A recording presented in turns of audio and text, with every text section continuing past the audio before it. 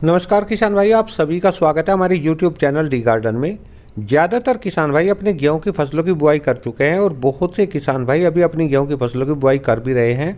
लेकिन जो किसान भाई अपने गेहूं की फसलों की बुआई अगेती कर चुके हैं, उन गेहूं के पौधों पर 3-4 पत्तियां उगाई है तो खेतों में कुछ इस तरीके से हरापन दिखाई देने लगता है और किसान भाई अपनी गेहूं की फसल में पहली सिंचाई लगाने की कोशिश करता है। लेकिन उससे पहले ही एक बड़ी समस्या हर किसान भाई के सामने आकर के खड़ी हो जाती है। गांव देहात और खेत खलिहानों में घूम रहे आवारा पशु उस गेहूं के खेत में घुस जाते हैं और उसे खाना और गाहना शुरू कर देते हैं। ये आप मेरा खेत देख पा रहे हैं, अभी तक इसमें सिंचाई नहीं लगाई है, लेकिन आप देख सकते हैं कोई भी ऐसी जगह नहीं बची है जहाँ पर इन आवारा पशुओं के खुरों के निशान ना हो। आप देख सकते हैं, यानी कि इस गेहूं के खेत को पूरी तरीके से खा भी चुके हैं और पैरों से गाह भी चुके हैं।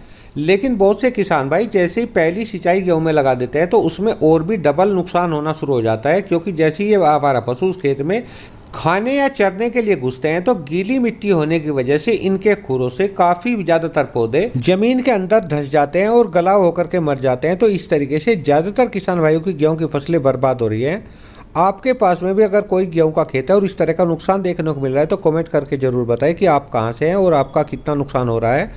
दोस्तों, हमारे पास में भी देखिए गेहूं का खेत है, इसमें हम पानी लगाना सोच रहे हैं क्योंकि 1 महीने से ऊपर की ये फसल हो चुकी है, लेकिन पशुओं ने इसे खा करके और रौंद करके बर्बाद कर दिया है। इसलिए हम सोच रहे हैं कि पहली सिंचाई लगाने से पहले हम इस खेत की तारबंदी कर दें ताकि इस खेत में ज़्यादा नुकसान देखने को ना मिल सके और ये आवारा पशु इस खेत से हट जाएं।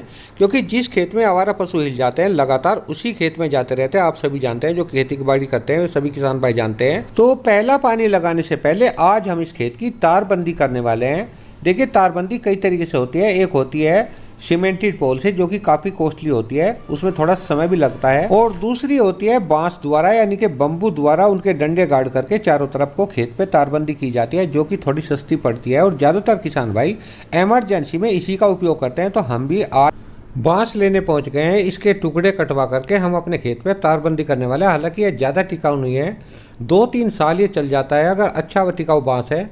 और बांस में काफ़ी साइज आते हैं, कुछ बांस 18 फीट लंबे हैं और कुछ बांस 24 फीट लंबे आते हैं। और आप ये जो बांस देख पा रहे हैं इसकी लंबाई या लेंथ एक ही बांस की 28 फीट है। हरे रंग का बांस है, अच्छा बांस है, तो हम इसे लेने वाले हैं।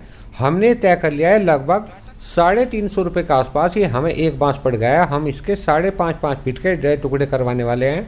बहुत से किसान भाई देखिए 6 फीट के भी डंडे गाड़ते हैं, बहुत से 7 फीट के। तो हमने 5.5 फीट का एक टुकड़ा कटवाया है, क्योंकि 28 फीट लंबे बांस से 5.5 फीट के हमें 5 टुकड़े या 5 पीस तैयार मिल जाएंगे। वैसे तो इनके पास में 6-7 फीट के काफ़ी टुकड़े हैं, काफ़ी डंडे हैं। उनकी क्वालिटी अलग अलग है, कोई हल्के हैं कोई भारी है। उनकी कीमत भी लगभग 40 रुपये से लगा करके 65-70 रुपये के बीच में पड़ती है। वो जैसा आप मान लेंगे उसी तरीके से इनकी कीमत कम ज़्यादा हो जाती है। अब इसके बाद में बात आती है तार लेने की। तो हमने देखे यहाँ पर तार भी देख लिया है। वैसे तो मार्केट में ज़्यादातर दुकानों पर लोकल तार रखा हुआ है, लेकिन काफ़ी ढूंढ-भाल मचाने के बाद हमें एक दुकान पर टाटा का तार मिल गया और हम टाटा का तार ही लेने वाले हैं। वैसे टाटा का तार ज़्यादातर दुकान वाले नहीं रखते, क्योंकि इस पर कम मार्जिन इन्हें मिलता है, कम बचत होती है, इसलिए ज़्यादातर दुकानदार लोकल तार रखते हैं। टाटा का तार बहुत ही कम रखते हैं क्योंकि इस पर कम बचत होती है। तो हमें देखने को मिला है कि ज़्यादातर दुकानों पर किसान के नाम से तार बेच रहे हैं या मनोज के नाम से बेच रहे हैं। ये भी इनको अच्छी क्वालिटी का तार है, यही क्या करके वे सेल कर रहे हैं और लगभग टाटा की कीमत में ही उसे बेच रहे हैं। देखिए, अगर मैं आपको दिखाने की कोशिश करूं तो इस पर मानुज लिखा हुआ है, जबकि दुकानदार इसे मनोज के नाम से सेल कर रहे हैं, बेच रहे हैं। ये एक लोकल तार है। लोकल तार की मोटाई थोड़ा ज़्यादा होती है, उस पर सिंगल कोटेड पॉलिश रहती है, जो कि जल्दी जंग पकड़ लेती है। अगर इसके वेट की बात करें तो दुकान वाले जो कह करके बेच रहे हैं कि लोकल तार से 1 किलो तार से आपको 12 मीटर की लेंथ या लंबाई मिल जाएगी, जबकि उसमें 8 मीटर से ज़्यादा की लंबाई नहीं मिल पाती। कीमत की बात करें तो लोकल 1 किलो तार हमें मार्केट में 80 रुपये से 120 रुपये किलो तक सेल कर दिया जाता है। और बंडल की बात करें तो लोकल बंडल में, एक ही बंडल में वेट लगभग 29 किलो से 31-31.5 किलो तक हमें देखने को मिलता है। जबकि अगर हम टाटा की बात करें तो टाटा के एक बंडल में हमें 26.5 किलो वेट देखने को मिलता है, क्योंकि इसका तार काफ़ी बारीक है। 14 गेज की तार से पक्का बना हुआ है, इसमें कांटा भी 14 गेज का लगा हुआ है, डबल कोटेड पॉलिश है, इसलिए लंबे समय तक इस पर जंग लगने की संभावनाएं काफ़ी कम रहती है।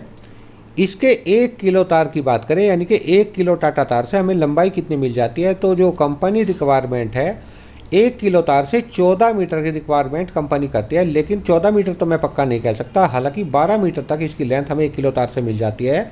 और कीमत की बात करें तो टाटा के 1 किलो तार की कीमत, वैसे तो दुकानदार जो रिक्वायरमेंट करते हैं हमसे मांगते हैं वो 150 रुपये किलो की बात करते हैं, लेकिन बाहर सौदा होने पर ये लगभग हमें 120 रुपये किलो से 130 रुपये किलो के बीच में पड़ जाता है। तो इस तरीके से जो बंडल की बात करें तो 26.5 किलो का बंडल हमें टाटा का लगभग 3400-3500 रुपये का पड़ जाता है। और इसमें पूरे बंडल में लंबाई की बात करें, लेंथ की बात करें तो लगभग 300 मीटर के आसपास हमें लेंथ मिल जाती है। तो इस तरीके से लोकल तार के मुकाबले टाटा का तार लेने में हमें फ़ायदा लगा। और आप अपने हिसाब से, आप अपनी रिक्वायरमेंट के हिसाब से तार ले सकते हैं, चाहे तो आप लोकल ले लें, चाहे आप मानुज का ले लें, या फिर आप टाटा का ले लें। आप अपनी रिक्वायरमेंट के हिसाब से तार ले सकते हैं जो भी आपको सूटेबल लगे। इसके अलावा देखिए हमने थोड़ा सा बारीक तार भी ले लिया है ताकि हम बांस के ऊपर इस टाटा के तार को अच्छे से कस सके, खींच सके।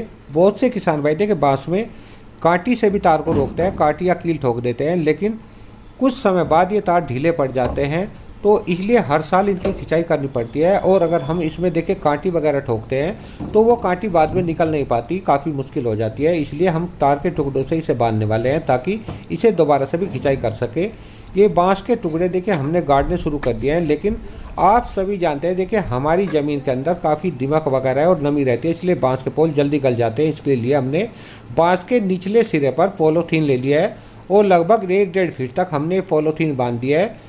आप देख सकते हैं कुछ इस तरीके से आप भी अगर बांस लगा रहे हैं तो उसके निचले सिरे पर, एक सिरे पर आप इस तरीके से 2 जगह से पॉलीथीन को बांध दें, जिससे काफ़ी लंबे समय तक यानी कि 2-3 साल तक आपका बांस चल जाएगा, क्योंकि नमी होने की वजह से बांस जल्दी गल जाता है। इसके अलावा दीमक भी इसमें लग जाती है, तो इससे बचाव के लिए हमने इसमें थोड़ा पॉलीथीन वगैरह लगा दिया है, जिससे थोड़ा लंबे समय तक बांस का पोल टिका रहे। वैसे मेरा अनुमान ये है कि ये लगभग 2-3 साल तक टिका रहेगा, उसके बाद नीचे से गल जाता है। और नीचे से जैसे गल जाता है तो हम इसको नीचे से थोड़ा काट करके दोबारा से नीचे को थोड़ा ठोक देते हैं और गाड़ देते हैं।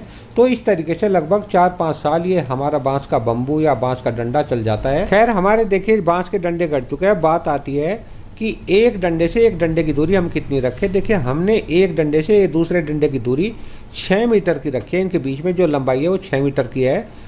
आप अपने हिसाब से कम या ज़्यादा कर सकते हैं, 5 मीटर भी कर सकते हैं या फिर आप 7 मीटर कर सकते हैं। लेकिन अगर हम इसकी ज़्यादा लंबाई बढ़ाते हैं, 7-8 मीटर करते हैं बांस से बांस की दूरी या पोल से पोल की दूरी, तो उसमें तार थोड़ा लंबाई होने की वजह से लटकना शुरू हो जाता है और लटकने की वजह से उसमें पशु वगैरह घुसने का डर रहता है। तो इसलिए हमने इसकी जो बांस से बांस की लंबाई ली है वो 6 मीटर लिया है, जो कि परफेक्ट है।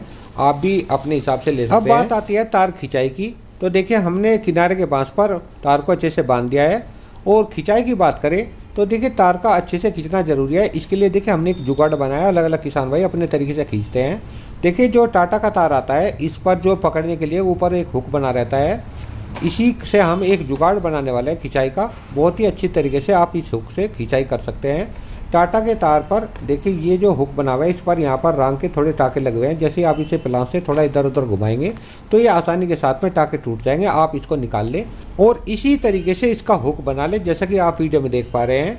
हुक की चौड़ाई आपको ज़्यादा नहीं रखनी है, क्योंकि अगर आप हुक की ज़्यादा चौड़ाई रखेंगे इधर से तो ये देखिए कांटे में हम इसको फंसाने वाले, कांटा इसके बीच से निकल जाएगा। इसलिए आप वीडियो के हिसाब से देख करके इसी तरीके का थोड़ा बना लें और आगे थोड़ा मूव छोड़ दें। और इसके अलावा दूसरी साइड में आप इस हुक को पूरा मिला दें, उसमें एक लंबी सी रस्सी डाल करके टेढ़ा चौड़ा करके कुछ इस तरीके से गांठ मार दें। और रस्सी आपको थोड़ी लंबी लेनी है, क्योंकि अगर हम देखें रस्सी को इस तरीके से पकड़ के खिंचाई करते हैं तो हमारी हथेली कुछ ही देर में तार खिंचाई करते करते दुखने लगती है। इसके लिए आपको देखिए एक लकड़ी का डंडा छोटा सा ले लेना है, ये थोड़ा मोटा है, बारीक भी ले सकते हैं। और इसका कुछ इस तरीके से रस्सी का फंदा बना ले और फंदे में कुछ आप इस तरीके से बांस का छोटा सा या लकड़ी का कोई भी छोटा सा टुकड़ा डाल ले। और इसको डालने के बाद में आप कुछ इस तरीके से इसको पकड़ करके खिंचाई कर सकते हैं। इससे आपके हाथ में भी कोई दिक्कत परेशानी नहीं होगी और आप अच्छी तरीके से खिंचाई कर सकते हैं। चाहे तो आप दोनों हाथों की मदद से भी इसको खिंचाई कर सकते हैं। आप इस डंडे को ऐसे पकड़ने के बजाय कुछ इस तरीके से पकड़ करके खिंचाई कर सकते हैं, लेकिन आपको ज़्यादा ताकत नहीं लगानी। अगर आप ज़्यादा ताकत लगा करके खिंचाई करेंगे तो आपके बांस के डंडे भी तिरछे हो जाएंगे। इसलिए आपको एक सीमित दाब के हिसाब से खिंचाई कर देनी है, जिससे तार काफ़ी अच्छे से टाइट हो जाए। बस इतना ही आपको ध्यान रखना है। तो इस हुक को आप कांटे में फंसा लेंगे कुछ इस तरीके से, और कांटे में फंसा करके पीछे डंडे से खिंचाई कर देंगे। और जिस जगह पर ये बांस पर तार आया हुआ है वहाँ पर बारीक तार से इसे अच्छे से बांध देंगे। लेकिन उससे पहले देखिए, आप कोई गन्ने का टुकड़ा लेकर के माप बना ले, ज़मीन से नाप ले कि कितनी ऊंचाई पर हमें बांस को बंधाई करनी है।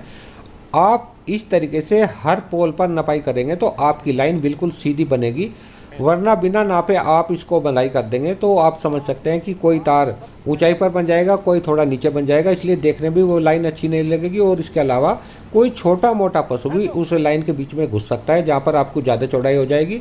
तो इस तरीके से आप नाप करके हर बांस पर इसको थोड़ा बांध देंगे तो आपकी लेंथ बहुत ही देखने में सुंदर और अच्छी लगेगी, और बिल्कुल दोनों तारों के बीच में जो दूरी है वो बिल्कुल एक जैसी दिखाई देगी। और जब आप ऊपर का तार बांध लें और दूसरे नीचे के तार की बंधाई शुरू करें तो आप उसके लिए भी अलग से कोई पैमाना बना लें या कोई डंडी बना लें, जिससे आप नीचे का तार भी बिल्कुल एक साथ दूरी पर बंधाई होती रहे, यानी कि दोनों तार की लेंथ बिल्कुल एक साथ चलती रहेगी। तो इस तरीके से आप अपने जो लाइन है, तारों की लाइन है, वो बना सकते हैं। तो देखिए, हमने बांस का टुकड़ा ज़मीन पर रख करके इसकी जो लंबाई है वो नाप लेते हैं और लगभग कुछ थोड़ा ऊपर नीचे करके उसी जगह पर बांध देते हैं, जिससे हमारी जो तार की लेंथ है वो बिल्कुल देखने में एक जैसी दिखाई दे, ऊपर नीचे ना हो। तो इस तरीके से हमारी लाइन देखने में सुंदर लगती है। तो आप भी अपने गेहूं के खेत की चारों ओर से तारों से फेंसिंग करना चाहते हैं या खिंचाई करना चाहते हैं या घिराई करना चाहते हैं तो इस तरीके से कर सकते हैं। तो देखिए, हमने इस खेत की, गेहूं के खेत की अपनी चारों ओर से घिराई कर दी है और अब हम इसमें पहली सिंचाई लगा सकते हैं। तो किसान भाइयों, ये थी आज की जानकारी। उम्मीद करता हूँ मैंने आपको सभी जानकारी दे दी है। पसंद आई तो वीडियो को लाइक कर दे, चैनल पर पहली बार है चैनल को सब्सक्राइब कर